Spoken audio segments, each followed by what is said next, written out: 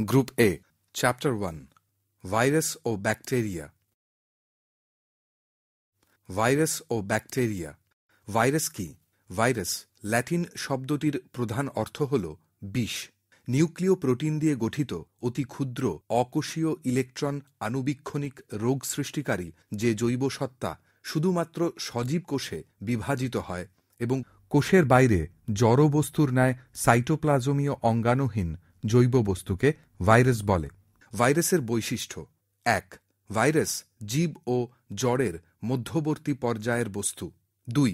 ভাইরাসে সাইটোপ্লাজম কোষ প্রাচীর বা কোষ পর্দা থাকে না, তাই এরা অকোষীয়। 3. ভাইরাসের দেহে ডিএনএ বা আরএনএ যে কোনো এক প্রকার নিউক্লিক অ্যাসিড থাকে। 4. ভাইরাস একমাত্র পোষক কোষে প্রজননক্ষম।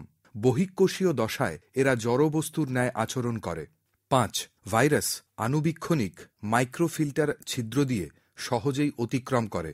6. এদের জীবনচক্রে অন্তঃকোষীয় ও বহিঃকোষীয় দশা নামে দুটি দশা থাকে। 7.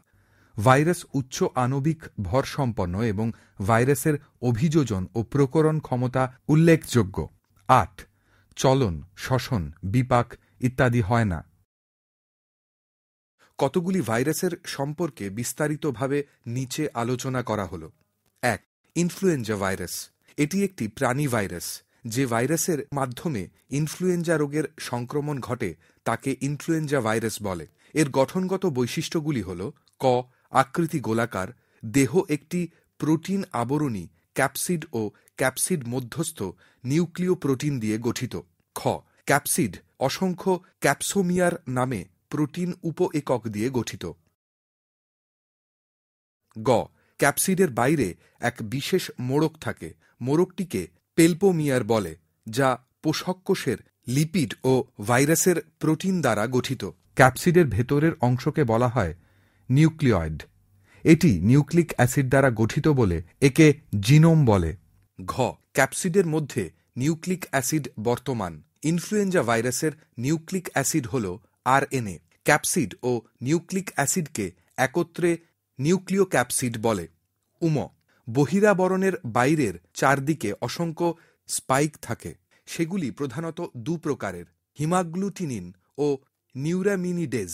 হিমাগ্লুটিনিন লোহিত রক্তকণিকাকে ভাঙতে ও নিউরামিনিডেজ মিউসিন স্তরকে ভেদ করতে সাহায্য করে। 2. ব্যাকটেরিওফাজ।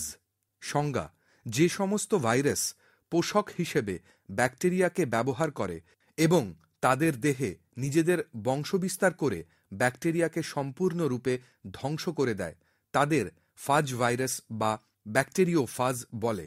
বিজ্ঞানী দ্য হেরেলি সর্বপ্রথম 1917 খ্রিস্টাব্দে ব্যাকটেরিওফাজ নামকরণ করেন। ব্যাকটেরিওফাজের গঠন: ব্যাকটেরিওফাজের দেহে মোট 4টি অংশ দেখা যায়। ক. মস্তক। মস্তকটি ষড়ভুজাকার। মস্তকের ফাঁপা অংশে 50 μm দৈর্ঘ্যের দ্বিতন্ত্রী একটি ডিএনএ অণু পেঁচানো অবস্থায় থাকে। মস্তকের প্রাচীরটি দুটি প্রোটিন স্তর দ্বারা গঠিত।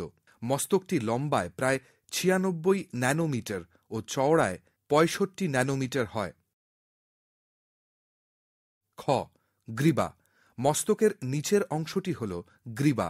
এটি নলাকার ও চাকতির মতো কলার দিয়ে গঠিত। গ্রীবার নলাকার অংশ উপরের মস্তক ছিদ্রের মধ্যে ও নিচের দিকে পুচ্ছাংশের ছিদ্রের সাথে আবদ্ধ থাকে। গ. পুচ্ছ বা লেজ।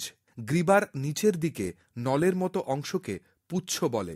পুচ্ছের মাঝখানে সরু নলাকার অংশকে মধ্যনল বা কোর বলে। মধ্যনলের বাইরে প্রোটিন দিয়ে গঠিত সংকোচনশীল আবরণী থাকে। এই আবরণীকে পুচ্ছ আবরণী বলে। পুচ্ছ দৈর্ঘ্য প্রায় 95 ন্যানোমিটার পর্যন্ত হয়। ঘ. প্রান্তফলক। প্রান্তফলকটি স্বরবাহুযুক্ত এবং পুচ্ছের ঠিক নিচে থাকে। প্রান্তফলকের নিচের দিকে 6 কোণে 6টি কাঁটা অবস্থান করে। এদের স্পাইক বা কিলক বলে। প্রতিটি কাঁটা একটি পুচ্ছতন্তুর সাথে আবদ্ধ থাকে।